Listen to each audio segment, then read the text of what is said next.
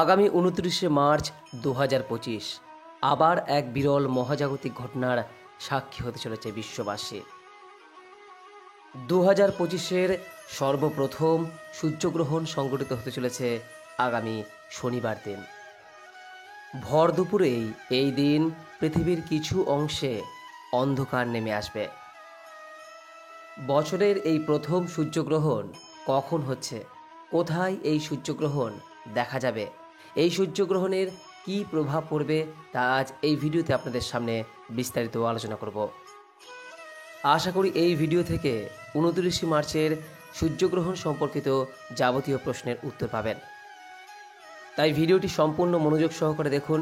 দেখার পর এই সংক্রান্ত কোনোরূপ কোনো প্রশ্ন বা মতামত থাকলে নিচের কমেন্ট বক্সে অবশ্যই জানাবেন। নমস্কার দর্শক বন্ধুরা, অমৃত কথা এই চ্যানেলে জানাই আপনাদের সুস্বাগতম।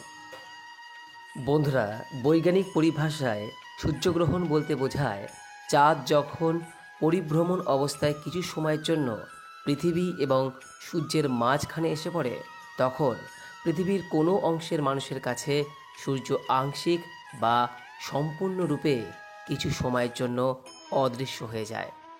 আর এই কারণেই এই ঘটনাকে সূর্যগ্রহণ বলে অভিহিত করা হয়েছে। অমাবস্যার পরে নতুন চাঁদ ওঠার সময় এই ঘটনা ঘটে থাকে। অন্যদিকে সনাতন ধর্মমতে রাহু এবং কেতুর প্রভাবে সূর্যগ্রহণ হয়ে থাকে। জ্যোতিষশাস্ত্রেও সূর্যগ্রহণের অন্যতম কারণ হিসেবে গণ্য করা হয় রাহুকে। ফলে সূর্যগ্রহণকে শাস্ত্রে অশুভ হিসেবে গণ্য করা হয়েছে। ফলে বৈজ্ঞানিক এবং জ্যোতিষ উভয় ক্ষেত্রেই সূর্যগ্রহণের প্রভাবকে স্বীকার করে নেওয়া হয়েছে। 29শে মার্চ শনিবার বছরের এই প্রথম সূর্যগ্রহণটি একটি আংশিক সূর্যগ্রহণ হিসেবে গণ্য, যাকে খণ্ডগ্রাস সূর্যগ্রহণও বলা হয়। এই দিন সূর্যের চারপাশে গ্রহণের সময় উজ্জ্বল বলয়ের মতো একটি আভা তৈরি হয়, যা সাধারণত রিং অফ ফায়ার নামে পরিচিত। বছরের এই প্রথম সূর্যগ্রহণটি সম্পন্ন হচ্ছে চৈত্র মাসের কৃষ্ণপক্ষের যে অমাবস্যা, যাকে ভুতুড়ি অমাবস্যা বলা হয়, সেই অমাবস্যা তিথিতে। আর যেহেতু এই দিন শনিবার পড়েছে, তাই এই অমাবস্যাকে আবার শনিশ্বরী অমাবস্যাও বলা হয়। এই সূর্যগ্রহণটি সম্পন্ন হচ্ছে মীন রাশি এবং উত্তর ভাদ্র নক্ষত্রে। জ্যোতিষশাস্ত্র মতে এই দিনই আবার শনি গ্রহ তার রাশি পরিবর্তন করে মীন রাশিতে প্রবেশ করছে। ফলে জ্যোতিষশাস্ত্র অনুযায়ী এই গ্রহে শনির প্রকোপ সবথেকে বেশি থাকবে।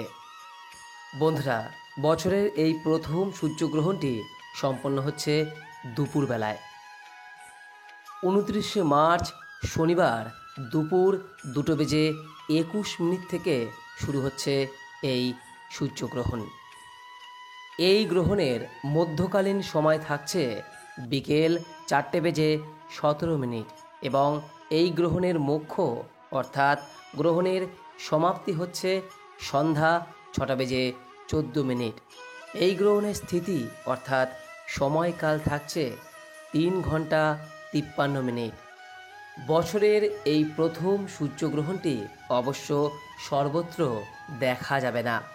এই গ্রহণটি মূলত দৃশ্যমান হবে উত্তর America, Europe, Russia, Australia, Samoa, New Zealand, Fiji, Atlantic মহাসাগর থেকে। ভারতবর্ষ সহ ভারতীয় উপমহাদেশে যেমন বাংলাদেশ, নেপাল, ভুটান, পাকিস্তান এই সকল অঞ্চল থেকে এই সূর্যগ্রহণটি অদৃশ্য হিসেবে প্রতীয়মান, অর্থাৎ সূর্যগ্রহণটি এই সকল স্থানে দেখা যাবে না। ভারতবর্ষ সহ ভারতীয় উপমহাদেশে দিনের বেলায় এই সূর্যগ্রহণ সংঘটিত হলেও এই সূর্যগ্রহণ অদৃশ্য থাকার পেছনে প্রধান কারণ হলো এই সূর্যগ্রহণটি যেহেতু একটি আংশিক সূর্যগ্রহণ, অর্থাৎ এই সময় মূলত চাঁদের উপচ্ছায়ার প্রাধান্য বেশি থাকে। তাই চাঁদ পুরোপুরি সূর্যকে ঢেকে ফেলতে পারে না। এই জন্যই এই সূর্যগ্রহণের নাম খণ্ডগ্রাস সূর্যগ্রহণ। আর সে কারণেই এই সূর্যগ্রহণ দিনের বেলায় ভারতবর্ষ সহ ভারতীয় উপমহাদেশে সংঘটিত হলেও এই সূর্যগ্রহণটি আমাদের কাছে অদৃশ্য হিসেবেই প্রতীয়মান হবে। আর শাস্ত্র মতে অদৃশ্য সূর্যগ্রহণের ক্ষেত্রে কোনোরূপ কোনো সূতক কাল বৈধ নয়। সূতক কাল বলতে বোঝায় সূর্যগ্রহণের পূর্ববর্তী 12 ঘন্টা সময় এবং পরবর্তী 12 ঘন্টার সময়। এই সময়কালকে অত্যন্ত গুরুত্বপূর্ণ সময়কাল হিসেবে গণ্য করা হয়। যেহেতু এই সূর্যগ্রহণ অদৃশ্য, তাই এই সূর্যগ্রহণের এই সূতক কাল থাকছে না। পাশাপাশি অদৃশ্য গ্রহণে পাক পাত্র পরিত্যাগের কোনো প্রকার বিধিনিষেধ নেই, অর্থাৎ রান্না করা খাবার কখনোই ফেলে দেবেন না। তবে আংশিক সূর্যগ্রহণের ক্ষেত্রে সূতককাল বৈধ না হলেও সূর্যগ্রহণের যে সময়কাল, সেই সময়কালটি কিন্তু অত্যন্ত গুরুত্বপূর্ণ। এই সময়কালে সূর্যগ্রহণের যাবতীয় বিষয়গুলি অবশ্যই মেনে চলার চেষ্টা করুন। এই সময়কালে যে বিষয়টি সবথেকে বেশি গুরুত্বপূর্ণ তা হলো সূর্যকে খালি চোখে দেখা। কখনোই কিন্তু এই সময়কালে সূর্যকে খালি চোখে দেখবেন না, যা চোখের জন্য অত্যন্ত ক্ষতিকর হতে পারে।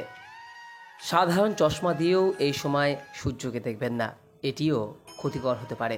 সূর্যগ্রহণের সময় সূর্যকে নিরাপদে দেখতে বিশেষ ধরনের চশমা অথবা টেলিস্কোপ বা অন্য কোনো উপযুক্ত ব্যবস্থা গ্রহণ করে আপনি সূর্যকে দেখতে পারেন। তবে আকাশ যদি মেঘলা থাকে, সেক্ষেত্রে সূর্যের আলো সরাসরি চোখে না পড়লে এক্ষেত্রে আপনি নিরাপদে আকাশ দেখতে পারেন। অন্যদিকে শাস্ত্র মতে সূর্যগ্রহণকে যেহেতু অশুভ হিসেবে গণ্য করা হয়, তাই এই সূর্যগ্রহণের সময়ে কোনো শুভ কাজ করা উচিত নয়। এই সময় অন্ন বা জল গ্রহণ করা থেকে বিরত থাকার কথা বলা হয় এবং খাবার ও পানীয়তে তুলসী পাতা দিয়ে রাখতে হয় এবং তা ঢেকে রাখতে হয়। এই সময় শাস্ত্রমতে কোনোরূপ কোনো পুজো অর্চনা করা যায় না, তবে মন্ত্র বা জপ অবশ্যই করা যেতে পারে। গর্ভবতী মহিলাদের ক্ষেত্রে গ্রহণ চলাকালীন সময়ে রান্না করা বা সেলাই করার কাজ উচিত নয় বলে গণ্য করা হয়। এই সময় তাদের বাড়ি থেকে বেরোতেও বারণ করেন প্রবীণরা। সূর্যগ্রহণ চলাকালীন সময়ে তুলসী গাছের পাতা কখনোই ছিঁড়তে নেই। এই সময়ে ঠাকুর ঘরের দরজা বন্ধ রাখতে হয়, ঠাকুরকে এই সময় স্পর্শ করতে নেই। বহুকাল ধরে এই বিষয়গুলি শাস্ত্রে মেনে চলার কথা বলা হয়েছে। এগুলি মানা না মানা সম্পূর্ণ আপনার নিজস্ব বিষয়। তবে এই সূর্যগ্রহণে অবশ্যই জ্যোতিষশাস্ত্র মতে শনির প্রভাব থাকছে। এর ফলে বিভিন্ন রাশির জাতক জাতিকাদের উপর এই গ্রহণের বড়সড় প্রভাব পড়বে। এই গ্রহণের সবথেকে বেশি প্রভাব পড়বে মেষ রাশি, কর্কট রাশি, সিংহ রাশি, তুলা রাশি, ধনু রাশি এবং মীন রাশির জাতক জাতিকাদের। এই সময় তাদের অবশ্যই সাবধানতা অবলম্বন করা প্রয়োজন। অহেতুক কোনো ঝুঁকিপূর্ণ কাজ, অশান্তি এই সময়কালে এড়িয়ে চলার চেষ্টা করুন এবং নিজের স্বাস্থ্যের প্রতি নজর দিন। বছরের এই প্রথম সূর্যগ্রহণ সম্পর্কিত বিস্তারিত তথ্য জানতে পেরে আশা করি সমৃদ্ধ হয়েছেন। এরপরও যদি কোনোরূপ কোনো প্রশ্ন বা মতামত থাকে নিচের কমেন্ট বক্সে অবশ্যই জানাবেন। সকলেই ভালো থাকুন, সুস্থ থাকুন এই কামনা করে আজকের মতো ভিডিওটি এখানেই শেষ করলাম। নমস্কার, ধন্যবাদ। ঈশ্বর আপনার মঙ্গল করুক।